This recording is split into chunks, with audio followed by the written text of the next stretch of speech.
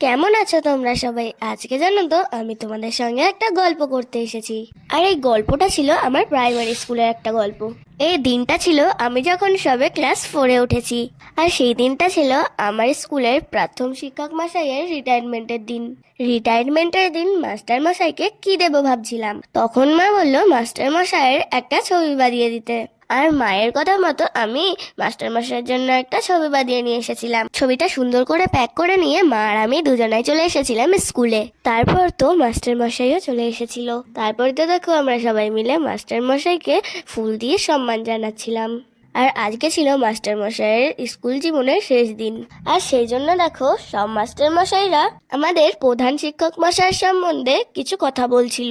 সব মাস্টার মশাইরা কিছু গিফট দিচ্ছিল আর আমরা স্টুডেন্টরাও কিছু গিফট দিচ্ছিলাম। আর তারপর তো হয়েছিল খাওয়া দাওয়া। আর খাওয়া দাওয়া শেষ করে মাস্টার মশাই আমাদেরকে টাটা দিয়ে চলে গেছিল নিজের বাড়িতে। আর এই দিনটা ছিল আমাদের কাছে অনেক দুঃখের একটা দিন।